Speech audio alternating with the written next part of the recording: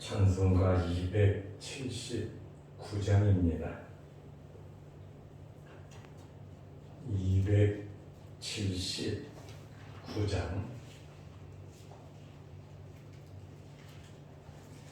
인내하신 곳에 주여 내가 비오니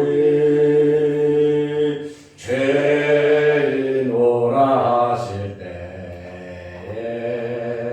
날 부르소서. 주여 주여 내가 비오니 죄인오라 하실 때에 날 부르소서. 자비하신 보좌 앞에 엎드려 자복하고 회개하니 믿음 주소서. 주여 주여 내가 비오니 죄인오라 하실 때에 날 부르소서. 주의 공로 의지하여 주께 가오니 상한 마음을 고치시고 구원하소서.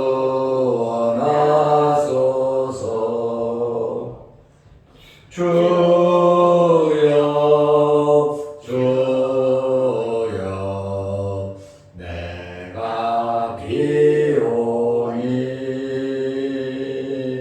죄인오라 하실 때에 날 부르소서. 만복 근원 우리 주여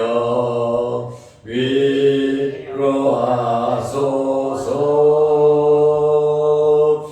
우리 주와 같으시니 어디 있을까. 주여 주여 내가 비오니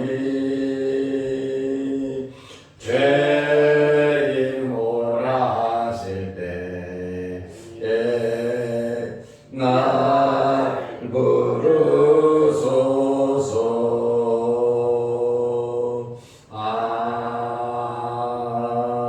아멘.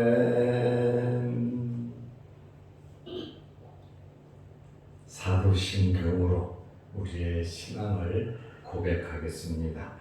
전능하사 천지를 만드신 하나님 아버지를 내가 믿사오며 그 외아들 우리 주 예수 그리스도를 믿사오니 이는 성령으로 잉태하사 동정녀 마리아에게 나시고 본디오 빌라도에게 고난을 받으사 십자가에 못 박혀 죽으시고 장사한 지 사흘 만에 죽은 자 가운데서 다시 살아나시며 하늘에 오르사 전능하신 하나님 우편에 앉아 계시다가 저리로서 산자와 죽은 자를 심판하러 오시리라.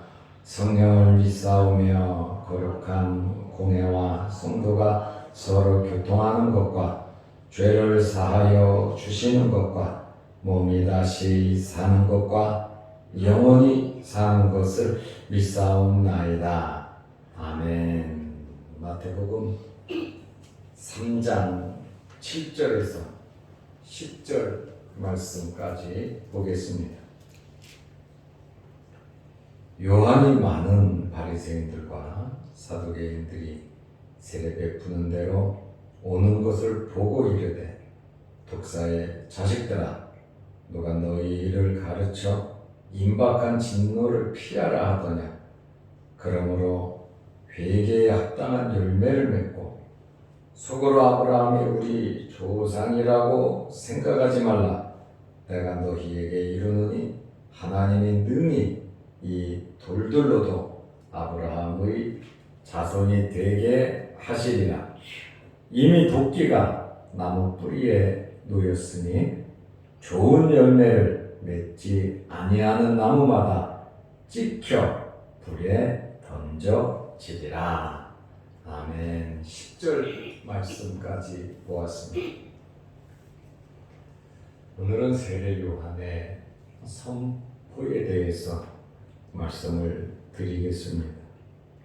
7절 말씀에 보면 요한이 세례를 베풀고 있는 요단강으로 많은 바리새인들과 많은 사두개인들이 왔습니다. 이들이 왜 왔습니까? 세례를 받으러 온 것은 아닙니다. 이들은 예루살렘 공회의 파송을 받아 요한을 조사하기 위해서, 상황을 파악하기 위해서 나왔습니다. 왜냐하면 정치적인 목적이 거기에 있었습니다. 이들은 유대의 3대 종파의 중심을 이루는 자들이고 또 정치적으로도 굉장히 힘이 있는 자들이에요. 유대의 사내들인 공회라고 하면 입법, 사법, 행정, 종교까지 다 포함해서 재판하는 곳이거든.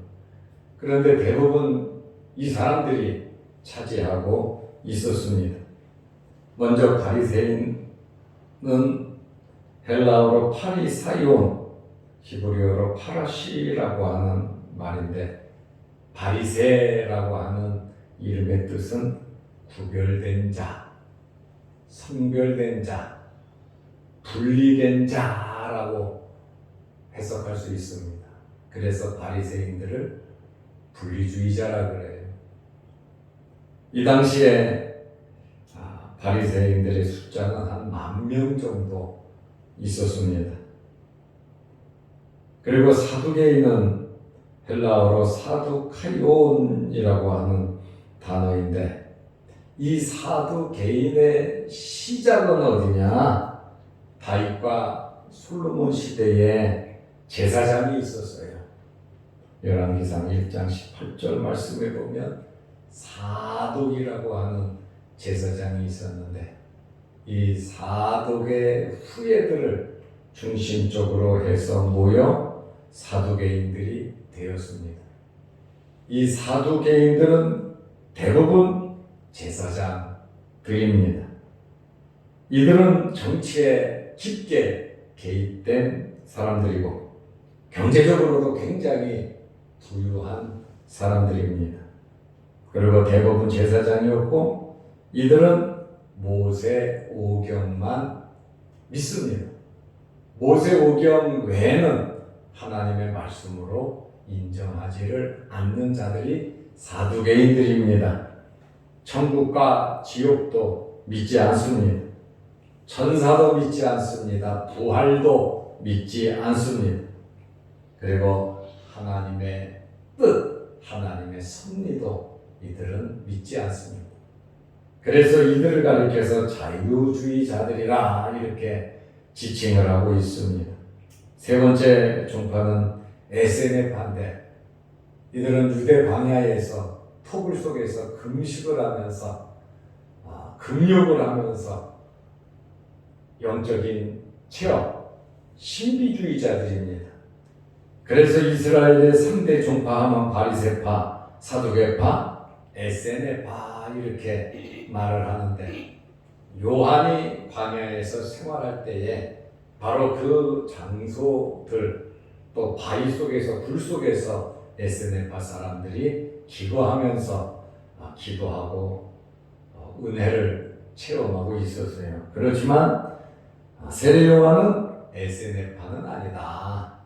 하나님의 말씀을 이루기 위해서 광야에서 외치는 자로서 준비된 자인 것을 우리가 알 수 있습니다. 이렇게 정치적으로 종교적으로 주도권을 갖고 힘이 있는 많은 바리새인들, 이 사두개인들이 요단강으로 세례 요한이 세례를 베푸는 그곳으로 올 때에 요한은 그들을 보고 뭐라고 말합니까? 독사의 자식들이라고 외칩니다. 너희들은 독사의 자식들이라고 하는 그러한 말입니다. 그리고 진노의 심판을 받을 것이라고 말을 했습니다. 이렇게 정치 권력자들, 종교 권력자들, 이렇게 기득권 세력들, 힘이 있는 이들의 말 한마디면 하늘을 나는 새로 떨어뜨릴 정도로 예수 그리스도까지 잡아주기는 이러한 자들을 가리켜서 세례 요한은 이럴 것이 없잖아요. 하나님의 말씀을 그대로 증거했다는 겁니다. 하나님의 종교는 권력자들의 아부를 해서도 안 되고, 물론 협조를 하고 기도는 해야 되지만 그들의 노예, 그들의 종이 되어서 그들에게 빌붙어서 무엇을 얻어먹으려고 하는 그러한 일들을 하면 안 됩니다. 세례 요한은 알죠? 왜 바리새인들을 모르고 사두개인들 모르겠습니까? 그들에게 막강한 힘이 있다는 것을 모르겠습니까? 이거 다 알고 있으면서 그들에게 진정으로 독사의 자식들이라고 큰 소리로 외쳤습니다. 진노의 심판을 받을 것이라고 외쳤습니다. 쉬운 일이 아니에요. 그곳에서는 인산이를 이뤘고 엄청나게 많은 사람들이 모인 그 공중 앞에서 당당하게 세례 요한은 그들의 죄악, 그들의 잘못을 지적했다는 거예요. 이것이 바로 선지자로서의 삶을 살아가는 것입니다. 교회는 선지자의 사명을 감당해야 하고, 목사도 성도들도 이런 선지자적인 사명을 가지고 살아야 하는 것입니다. 바리새인들과 사두개인들, 독사의 자식들이라고 하는 것은 저주받은 에덴 동산에서 뱀이 저주를 받았습니다. 이 저주를 받은 후에다 너희는 저주를 받은 자식들이라고 선포를 했습니다. 예수님께서도 23장 33절에 이들을 향해서 뭐라고 말합니까? 뱀들아, 독사의 새끼들아, 이렇게 예수님께서도 이들을 가리켜서 뱀들이라고, 독사의 새끼들이라고 예수님께서도 23장 33절에 말씀하셨습니다. 이 사람들의 자랑이 무엇입니까? 9절 말씀에 보면 아브라함의 자손이라는 거예요. 하나님의 선택된 백성이고 하나님의 성민이고 자기들에게는 성전이 있고 자기들에게는 하나님의 말씀이 있고 자기들에게는 할례를 받는 하나님의 특별한 백성이라는 게 아브라함의 자손이라고 하는 것이 그들의 자랑이었습니다. 그러나 아브라함의 자손이라고 자랑하지 말라고 말을 하고 있어요. 9절 말씀에 아브라함이 우리 조상이라고 생각하지 말라고 말을 하고 있어요. 아브라함이 우리 조상이라고 해서 임박한 진노를 피하는 것이 아니다라고 하는 것이에요. 그러므로 세례 요한은 8절에 회개에 합당한 열매를 맺으라. 아브라함의 자손이라고, 아브라함은 우리 조상이라고 생각하지 말고 회개에 합당한 열매를 맺으라고 말하고 있습니다. 천국에 들어가려면 회개에 합당한 열매를 맺어야 합니다. 하나님의 자녀가 되려면 예수님을 통하여 성령 세례, 불세례를 받으려고 하면 회개에 합당한 열매가 있어야 된다는 겁니다. 세례 요한이 회개에 합당한 열매를 맺으라 그랬는데 이 말씀의 의미를 보면 여기 합당하다라고 하는 말입니다. 합당한 열매를 맺으라. 여기 헬라어로 악시오스라고 하는 말인데 합당한 악시오스 같은 분량이라는 뜻이에요. 같은 분량의 열매를 맺으라는 거예요. 회개의 눈물과 행위의 열매가 같아야 된다는 거예요. 회개했으면 그것으로 끝나는 게 아니라는 거예요. 가슴을 치고 눈물을 흘렸으면 그것으로 끝난다는 것이 아니에요. 가슴을 치고 눈물을 흘렸으면 그거에 합당한 행위, 합당한 삶, 합당한 행동이 나와야 된다라고 하는 그러한 말입니다. 입술만의 회개가 진정한 회개가 아니라 지정의 인격적인 회개가 진정한 회개라고 하는 그러한 말씀이에요. 집을 나간 둘째 아들이 허랑방탕하게 살았잖아요. 그런데 그가 깨달았어요. 자기의 죄를 깨달았고 내가 잘못했다. 내 집에 있는 아버지 집에 있는 종들은 나보다도 더 잘 먹고 잘 사는구나. 내가 이제 아버지께 돌아가야 되겠다. 이것까지가 회개가 아니란 말이에요. 아버지께로 돌아가는 것이 회개라고 하는 것입니다. 혼자 슬퍼하고 땀을 치고 눈물을 흘리고 매일 우는 것이 진정한 회개가 아니라 거기에 걸맞게 똑같이 행동으로 옮겨야 된다는 거예요. 아버지께로 돌아갔잖아요. 아버지께로 돌아가니까 아버지가 뿔싸안고 모든 자식의 권한을 다시 회복시켜 주었잖아요. 바로 회개에 합당한 열매라고 하는 것은 합당하다, 악시오스 같은 분량입니다. 가슴을 치고 운 것만큼 실제적인 삶 속에 아름다운 열매가 맺어져야 된다는 거예요. 입술만이 아니라 회개했으면 회개한 대로 살아야 되는 것이고 다시는 그러한 죄를 범해서는 안 된다는 겁니다. 임박한 진노를 피하는 방법이 뭐냐? 합당한 회개의 열매입니다. 위선적인 종교 행위가 형식적으로 세례받는다고 해서 임박한 진노를 피하는 것이 아니라고 하는 그러한 말입니다. 이들은 아브라함이 우리 조상이라고 마음 놓고 삽니다. 당연히 이들은 하나님의 나라에 들어간다는 거예요. 아버지가 아브라함이니까 아버지 집에 당연히 우리가 가는 거 아니냐. 당연히 하나님의 나라에 들어간다고 생각했고 하나님께서 예비해 놓으신 모든 복을 자기들은 받아 누릴 것이라고 생각을 했습니다. 자기들만 아니라 자기 후손들도 당연히 천국에 들어갈 것이고 하나님의 복을 받을 것이라고 생각을 했습니다. 그런데 세례 요한은 아브라함이 우리 조상이라고 생각하지 말라고 말을 합니다. 구원의 참된 조건은 혈통이 아니라는 것입니다. 구원의 참된 조건은 믿음으로 하나님의 백성이 되는 것임을 말하고 있습니다. 아브라함이 우리 조상이라고 생각하지 말라고 한 것은 하나님의 택한 백성이 된 것은 하나님의 선택, 하나님의 은혜로 된 것이지 주권적인 하나님의 은혜로 된 것이지 이스라엘 사람들이 무슨 공적이 있어서 잘한 게 있어서 하나님께서 상급으로 택해준 것이 아니라는 거예요. 우상을 섬기는 집안의 자식이잖아요. 우상을 팔아먹고 살았던 그 아브라함의 아버지 데라 그 가정에 아브라함을 선택해서 가나안으로 끌고 와서 하나님께서 이스라엘 백성을 만들었단 말이에요.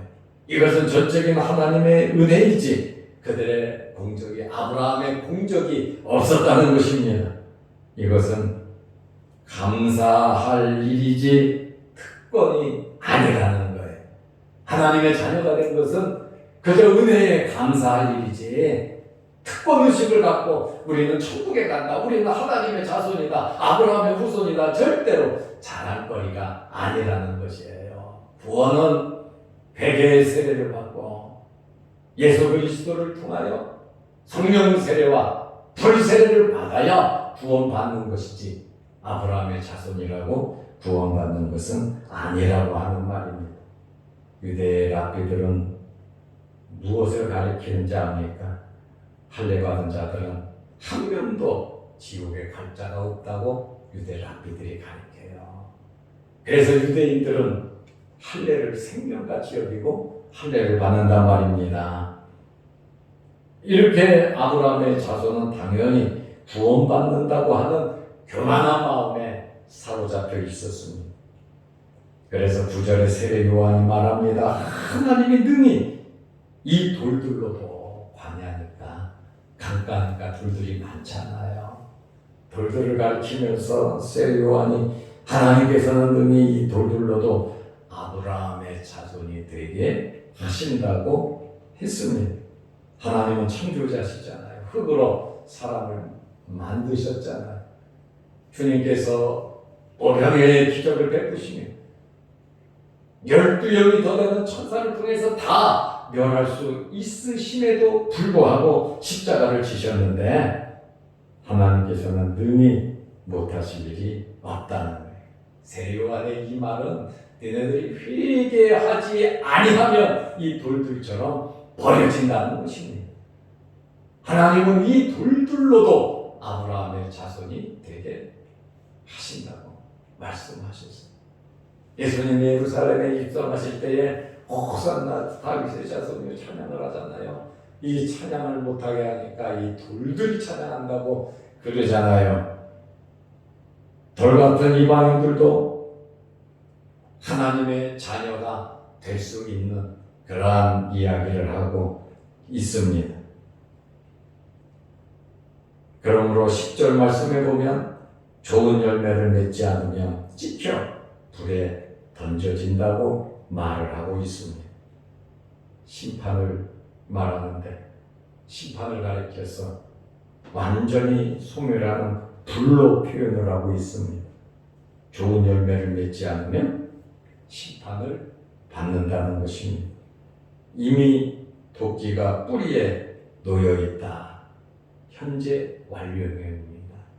현재 완료형으로서 지금 도끼가 뿌리에 딱 놓여 있다라고 하는 말이에요. 기회라고 하는 것은 자주 있는 것이 아니고 즉시 회개에 합당한 열매를 맺으라는 것입니다.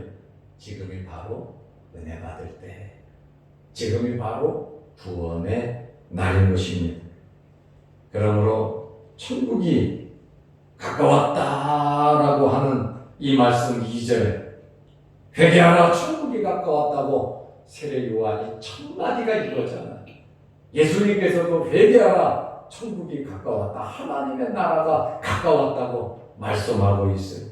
천국과 연결된 것은 회개입니다. 회개는 무엇입니까? 예수 그리스도를 영접하는 것입니다. 그러므로 천국이 가까웠다고 하는 것은 심판도 가까이 있다라고 하는 그러한 말씀입니다.